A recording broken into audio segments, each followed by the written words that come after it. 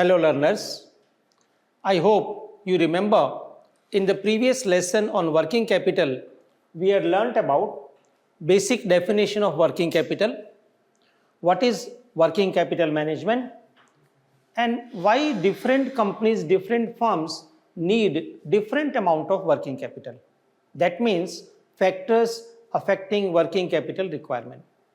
Now today we will see some more theoretical concepts on working capital management as well as working capital, more importantly on working capital management, and thereafter from next lesson onwards we will have quantitative part, that is estimation of working capital, inventory control and receivables management. So let us see what we have to discuss today. Working capital management. As you know, working capital management means application of such managerial strategies and policies so that we can effectively plan for working capital, arrange for working capital and control the aspects of working capital. So this simply says working capital management means planning for working capital. When we say planning for working capital, so in general, planning means how, when, what, where, by whom. But in this case, working capital planning means how much working capital is required for a particular level of operating activity. That means to say, if next year a company is going to produce 20 crore units of a particular product, then how much working capital will be required for the production and sales of those units which are likely to be produced in next year. So planning is always futuristic. So planning for working capital means estimating how much amount of working capital is required. Now once we have done the planning, then definitely we need to think about financing. So you can pay the attention. We are focusing on the balance sheet concept. Although it will be dynamic one, but yes, why I am saying balance sheet concept? Because ultimately we are estimating how much funds are required to be invested in different current assets. Because different components, as we had seen in the previous lesson also, different components of working capital are like this. Current assets. The assets which are either in the form of cash or likely to be converted into cash within 1 year or one operating cycle. So generally we take it 1 year. These include inventory or stock of every kind, raw material, semi-finished goods as well as finished goods. Then receivables or trade debtors. It might include bills receivables also. Then we have short-term investment made by the company to temporarily invest its funds for the very short-term period, generally up to 1 year. It may be in treasury bills, government securities and something like that. Then cash and bank balance, prepaid expenses, and in certain cases it may be accrued income also. So those are the current assets. So when we say planning for working capital, we are only focusing how much of our funds will be blocked or invested in these different current assets for a particular level of operating activity. Then comes the second part. So estimation basically means planning for working capital. Then it will be arranging for working capital, organizing. The definition which follows from the generic meaning of management, organize something. In this case, arranging or organizing means from where the financing will be done. So there are many sources of financing. It may be long-term source, it may be short-term source, and more prominently, we might have spontaneous financing also. So when I say long-term sources, so in general, your thought goes towards equity share financing, bonds for the long term or long-term loan. When we say short-term financing or short-term sources of finance, short-term sources are bank overdraft, bank credit for working capital, or it may be short-term duration securities. It may be commercial paper, It may be short-term bank loan or something like that, or even debenture for the short term. So from where the money will come? And in case of working capital, spontaneous finance has a greater role. Now, what is spontaneous finance? That source of finance which comes on its own automatically, that is trade credit. If you start a business, initially supplier might hesitate to give you a loan, to give you the goods on credit. Then definitely if your credentials are good, goodwill is good, payment track record is good, CIBIL score is good, then definitely people will be ready to lend you credit. People will be ready to give you goods on credit, raw material on credit, finished goods on credit, and so on. And that is called as spontaneous source of finance. So spontaneous source is simply arranging the working capital with the help of bills payables, trade payables, or account payable. Or it may be outstanding expenses, that is expenses payable. So financing part will be arranging. Now once we have arranged it, definitely control is necessary. That means to say whether funds arranged for the purpose of working capital are being really getting used for working capital or not, are these sufficient or not, or if we have idle funds, that means extra funds have been generated for financing working capital, what to do with those funds. So that will be controlling the working capital aspect. Apart from the control activity, so that is the one control, ensuring that finances raised for working capital are really used for working capital. Another control activity is inventory control. That means ensuring sufficient availability of raw material, finished goods, so that production and sales activities can continue smoothly. Then cash management. Managing the cash in such a way so that surplus cash gets invested immediately in short-term avenues, short-term investment avenues to generate some return on that. Then we will have receivables management. That means managing the accounts receivable in such a way so as to minimize bad debts and maximize the profitability. So all those are the game of or part of finance managers' activities for working capital management. Now, when we say those are the activities to be performed, every managerial activities is focused on some objective. So what is the objective of working capital management? I'll tell you one single objective of working capital management is liquidity, profitability trade-off. That means to say managing the working capital in such a way so that organization has ample liquidity and at the same time profitability is also maintained. When we say liquidity with reference to working capital, ensuring that we have sufficient availability of raw material, semi-finished goods and the finished goods so as to provide smooth functioning of operating activities as well as sales activities. So ensuring that timely availability of all the raw material is there. Ensuring that timely availability of funds is there so that we can pay to our trade creditors. That is the meaning of ensuring liquidity. But at the same time, a balance has to be maintained. Profitability has to be maintained. That means to say our investment in working capital should be neither too high nor too low. Ultimately, we are targeting that our working capital should be optimum. So that is basic objective of working capital management. So working capital management ensures liquidity, ensures profitability, it ensures cost minimization. When I say cost minimization, it means my receivables policy, trade credit policy should be such that my cost of giving credit to the customer is minimum. Similarly, when we design the inventory management policy, our cost should be minimum. And then controlling different current assets. So these are the broad objectives of working capital management. One single line is sufficient saying that working capital management targets at liquidity, profitability trade-off. Now let us see what that liquidity, profitability trade-off is. This is liquidity profitability trade-off. If you see what is given to you, on this axis we have level of working capital ranging from 0 to maximum.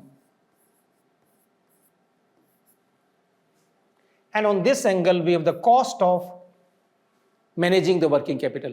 That means different costs which are involved in working capital management. It may be cost of inventory, it may be cost of handling the inventory, it may be opportunity cost. Opportunity cost means benefit foregone from the second best alternate. Simple concept. If an organization is not giving any credit to customers, that means they are selling all the goods in cash.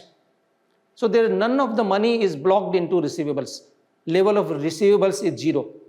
But practically that is not possible. Now, if an organization gives a credit, let us say you give a credit to a customer, he will pay you after 1 year and he buys from you for 1 crore rupees. That means to say sales was 1 crore. Your receivables are also 1 crore. If I say your cost of that sales is 0.8 crore, this simply means your 0.8 crore is invested in that particular receivables. Now from where this 0.8 crore come? Either you will borrow from the bank, then you are paying interest. Or if you say, I have my own, that means company is having its own funds, then they are foregoing the second best benefits. It means this 0.8 crore might have been invested or can be invested somewhere else, in which they might earn say 6% return or 20% return. So that means if this 0.8 crore can be invested somewhere else at a rate of 6%, we will say opportunity cost of sanctioning the credit to debtors is 6% per annum. So that opportunity cost is involved. Proliferation cost is involved. Inventory is subject to proliferation. So all those things we have to take into consideration. So these are the costs. Now, as you see in the graph, if an organization is having low level of working capital, that means investment in working capital is low. They are maintaining bare minimum level of current assets, stock, investment in receivables, cash handling and all that, cash balance. In that case, their cost of liquidity will be low. The moment we rise on the scale, that means we have maximum level of working capital, maximum level of investment in different current assets, our cost of liquidity will be very high. And as I told you, cost of liquidity simply means loss of opportunity benefits, number one, definitely it will be there. Then second loss will be there if you make a larger volume of stock or you keep high inventory, you are paying more for the maintenance of the inventory. You need bigger warehouse, you need bigger insurance of the inventory. And if suppose inventory needs preservation or inventory needs refrigeration, cooling, heating and something like that, definitely those are the expenses for maintaining the inventory. So that is called as inventory carrying cost or inventory handling cost. So all those costs will go up. But yes, benefit is that we have sufficient liquidity. Liquidity in the sense our production and sales activity will go smoothly. If we have to pay to our suppliers, we have sufficient cash, we can easily pay them. No loss of goodwill, no saying no to our suppliers that okay, today we can't pay you. But at the same time, it has got a cost also. So that is cost of liquidity. It has another angle also. Flip side always is there. Now what is the flip side? If you maintain low level of inventory, if you maintain low level of cash, then cost of illiquidity will be there. So if your inventory is very low, you will run short of the inventory. So opportunity loss will be there. If a customer comes, you will say, no, today we are out of stock, come tomorrow, or come day after, or come after 1 month. That means you are losing the customer. Your sales volume will be low, profitability will be low. If you are not having the cash and supplier comes to take the payment from you. Supplier demands the payment because his due date is there, and you say no to him, your goodwill will be at stake. Number one, he might charge you interest also for the delayed period. And again, one more thing. If you are not having sufficient cash and supplier offers you some cash discount, then you cannot avail that cash discount. So all those are the cost of illiquidity, because you are not maintaining sufficient investment in the current assets. That will be very high, but this will decline as soon as you maintain high level of working capital. So that was rising and this was declining. And the point at which there is a tangent, cost of liquidity intercepts with the cost of illiquidity. That point is the one at which sum total of these two is minimum. So if I draw the curve, this is total cost of inventory, TC, total cost. That means sum total of cost of liquidity and illiquidity. The point at which sum total of this cost is minimum is the optimum level of working capital. Because at this level, you are sacrificing some of the liquidity and you are sacrificing some of the profitability also. Liquidity in the sense that yes, at this level, there may be a rare occasion, then you will say we are out of stock. There may be a rare occasion you are not able to avail discount offer provided by supplier, but you are maintaining profitability also. So in that case, the point at which sum total of both the costs is minimum is the optimum inventory level. So this level is the optimum inventory level.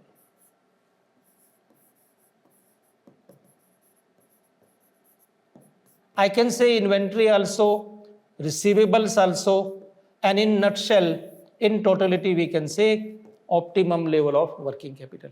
Because this graph, liquidity profitability trade-off, gets applied to total level of working capital, which includes inventory, receivables, cash, and short-term investment.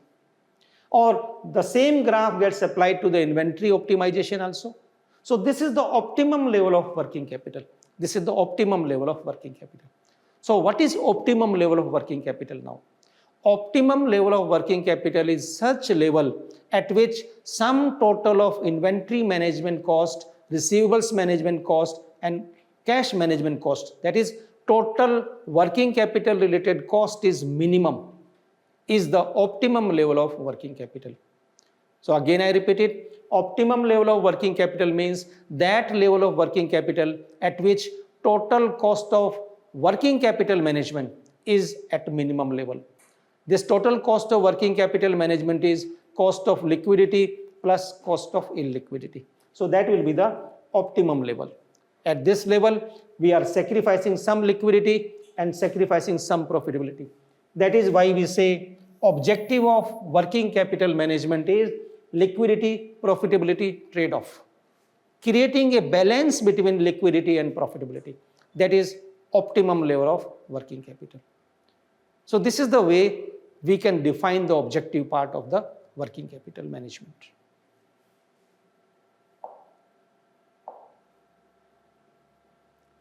Then what are the working capital policies? Because when we say working capital management is application of different strategies and policies for the effective planning, organizing and control of matter related to working capital, aspects related to working capital, then definitely there has to be some policy for working capital. Now, what are the policies for working capital management? We have conservative policy, aggressive policy, and moderate policy. You can say moderate also, hedging policy also. There is another word, hedging. Hedging. Hedging or maturity matching and something like that. Now, these policies are applicable for deciding about the investment in current assets and for deciding about the financing aspect also. So that is the way it will be there. Like if I say moderate policy, which is hedging or maturity matching. This means to say, whatever is the permanent requirement of working capital, we must maintain that much working capital throughout the year, whatever may be the level of operation. And whenever there is a seasonal or cyclical fluctuation, additional investment in working capital elements may be thought of. This we are focusing on investment in current assets. Whereas aggressive policy will be the one having minimum amount of investment in working capital so that our opportunity losses are minimized. But yes, aggressive policy is risky also. You might run short of your inventory. You might say no to your suppliers.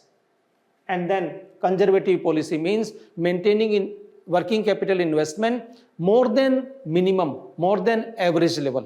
So that is for the investment purpose. Then same three policies can be applied for working capital financing more appropriately. If you remember, we have two types of working capital: permanent working capital and temporary working capital. Permanent working capital, the amount of working capital which is required throughout the year. Whereas temporary working capital is such amount of working capital which is required to finance seasonal and cyclical fluctuation in the operating activities.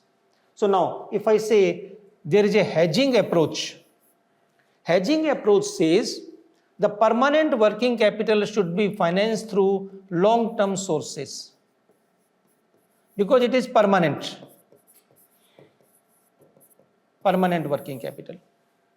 And temporary working capital should be financed through short-term sources. So according to moderate or hedging policy or maturity matching policy, whatever is your permanent working capital requirement, finance through long-term sources.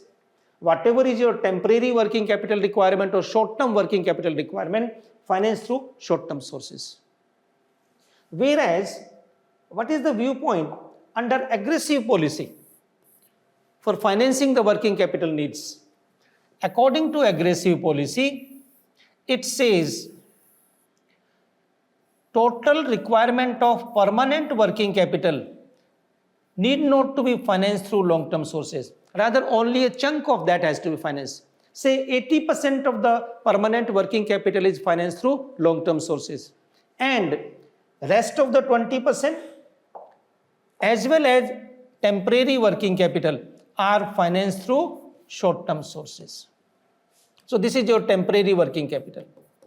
Now this is aggressive in the sense the manager is believing that during the course of business activity we will earn some profit and then that profit will be reinvested. That is called as plowing back of the profit. So plowing back of the profit means financing some of your needs through retained earning, through earned profits. So he is believing that we will earn some profit. So this gap which we have left for the permanent working capital can be filled with that also, and for the time being it is filled with short-term sources because short-term financing is less costly as compared to the long-term financing. So that is aggressive policy. It has got its own pros and cons. Then we have conservative policy. Now under conservative policy, if I put the graph over there,